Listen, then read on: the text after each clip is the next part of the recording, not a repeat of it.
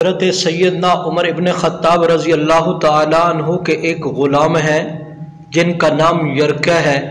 اور یہ یرکا حضرت سیدنا عمر ابن خطاب رضی اللہ تعالیٰ عنہ کا بڑا با وفا غلام تھا، اور حضرت عمر رضی اللہ تعالیٰ عنہ کی اس نے بڑی خدمت کی۔ حضرت سیدنا عمر ابن خطاب رضی اللہ تعالیٰ عنہ کے بارے میں یہی یرکا کہتا ہے، کئی سال تک میں حضرت عمر رضی اللہ تعالیٰ عنہ کی خدمت کرتا رہا، اللہ کی قسم مجھے یاد نہیں کہ حضرت عمر رضی اللہ تعالیٰ عنہ نے یہ کہا ہو کہ یرکا آج مجھے فلاں چیز کی خواہش ہے، آج مجھے اچھا کپڑا پہننے کی خواہش ہے، آج مجھے فلاں چیز کھانے کی خواہش ہے۔ فرمایا کبھی مجھے یاد نہیں حضرت عمر رضی اللہ تعالیٰ عنہ نے یہ خواہش ظاہر کی ہو۔ فرمایا ایک دن ایسا آیا، ظہر کی نماز کا وقت قریب ہے، حضرت عمر رضی اللہ تعالیٰ عنہ کے مہمان بھی آ گئے۔ حضرت عمر رضی اللہ تعالیٰ عنہ نے مجھے بلایا اور فرمایا یرکا آج دل کرتا ہے مچھلی کھانے کو، لیکن کیا کریں، 8 میل دور دریا کے قریب مچھلی ملتی ہے، 8 میل جانے کے، 8 میل آنے کے، 16 میل کا سفر، عمر اپنی خواہش پوری کرے، چلو رہنے دو یرکا، مچھلی نہیں کھاتے۔ حضرت عمر کا غلام یرکا کہتا ہے کہ میں نے فیصلہ کر لیا تھا، اتنا عرصہ گزرا، کبھی عمر نے اپنی خواہش ظاہر نہیں کی کہ میں فلاں چیز پہنوں، فلاں چیز میں کھاؤں، کبھی ایسا نہیں ہوا۔ آج عمر رضی اللہ تعالیٰ عنہ کے دل میں یہ بات آئی ہے، لیکن پھر انکار کر رہے ہیں، تو آج کہتے ہیں میں نے عہد کر لیا کہ میں ضرور مچھلی لے کر آؤں گا۔ کہتے ہیں ظہر کی نماز کا وقت ہوا، حضرت عمر رضی اللہ تعالیٰ عنہ مہمانوں کو لے کر مسجد نبوی کے اندر پہنچے۔ مجھے پتا تھا ظہر کی نماز پڑھائیں گے، نماز پڑھانے کے بعد اپنے مہمانوں کے ساتھ مسجد میں بیٹھیں گے، عصر کی نماز بھی یہاں ہوگی، عصر تک یہاں سے حضرت عمر نہیں اٹھیں گے۔ تو میں نے فیصلہ کیا ظہر کی نماز پڑھنے کے بعد میں خود مچھلی کا انتظام کرتا ہوں۔ کہتے ہیں میں نے ظہر کی نماز حضرت عمر رضی اللہ تعالی عنہ کی اقتداء میں پڑھی، نماز سے فارغ ہوئے، فرماتے ہیں 2 سنت پڑھی، اور میں مسجد سے باہر نکلا، درخت کے نیچے گھوڑا بندھا ہوا تھا، عربی النسل گھوڑا تھا، اس کے سامنے 8 میل جانے کے، 8 میل آنے کے، 16 میل کوئی لمبا سفر نہیں تھا کیونکہ عربی النسل گھوڑا تھا۔ کہتے ہیں میں نے گھوڑے کو اس کی لگام کھولی، گھوڑے کی پشت پر میں سوار ہوا، سوار ہونے کے بعد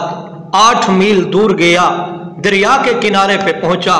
مچھلی بیچنے والے کے پاس میں نے ایک بہت بڑا ٹوکرا مچھلی کا خریدا،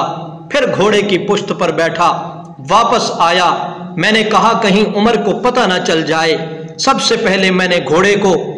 سایہ دار درخت کے نیچے باندھا کہ پسینہ اس کا خشک ہو جائے، اور پھر دھول اور مٹی سامنے نظر آ رہی تھی، گھوڑے کی پشت پر میں نے کیا کیا، چشمے پہ لے گیا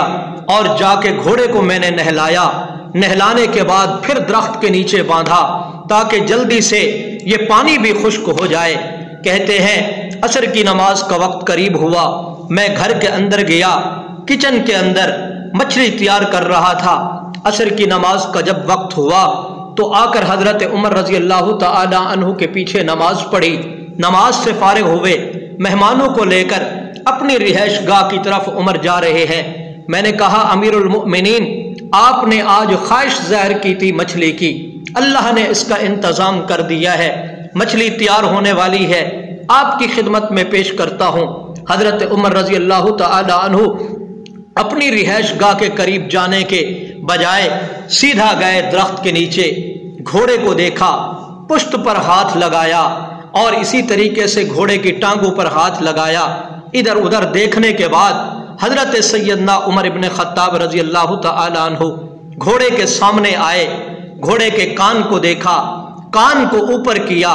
نیچے دھول مٹی نظر آ رہی تھی، تو حضرت سیدنا عمر ابن خطاب رضی اللہ تعالی عنہ نے فرمایا یرکا اس کی مٹی تو صاف کر لیتے، یرکا اس کو تو نے نہلایا تو ہے، اس کے کانوں کے نیچے جو مٹی ہے، جو پسینہ ہے، اس کو تو صاف کر لیتے۔ حضرت عمر رضی اللہ تعالیٰ عنہ گھٹنوں کے بل بیٹھ گئے، فرمایا یرکا کل قیامت کے دن اللہ رب العزت کو ہم کیا جواب دیں گے؟ میں اللہ کی عدالت سے بہت ڈرتا ہوں۔ یرکا کل اس بے زبان جانور نے اللہ کی بارگاہ میں میری اور آپ کی شکایت کر دی، یا اللہ عمر نے اپنی خواہش کو پورا کرنے کے لیے 16 میل تک مجھے دوڑایا، تو اس وقت عمر کیا جواب دے گا؟ یرکا یہ مچھلی لے جاؤ اور جا کے مدینہ کے فقیروں مسکینوں کے اندر تقسیم کر دو، اور ان سے یہ درخواست کرنا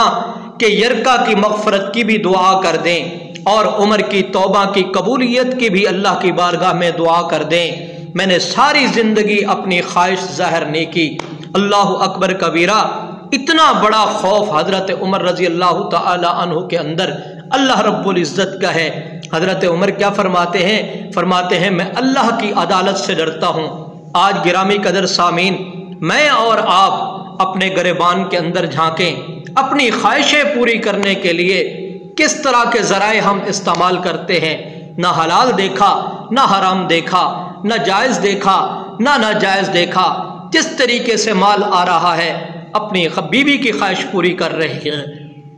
اپنے بچوں کی خواہش پوری کر رہے ہیں، اپنی خواہش پوری کر رہے ہیں۔ تو اللہ رب العزت ہم سب کو حضرت سیدنا عمر رضی اللہ تعالیٰ عنہ جیسا حکمران عطا فرمائے، حضرت عمر رضی اللہ تعالیٰ عنہ جیسا مجھے اور آپ کو اللہ اپنا خوف نصیب فرمائے۔ اللہ رب العزت کا خوف یہ بہت بڑی چیز ہے۔ جس آدمی کے دل کے اندر اللہ رب العزت کا خوف آ گیا، یقین کرو وہ آدمی اکیلا بھی بیٹھا ہے کبھی گناہ کے قریب نہیں جائے گا۔ اللہ رب العزت ہم سب کو اپنا خوف نصیب فرمائے۔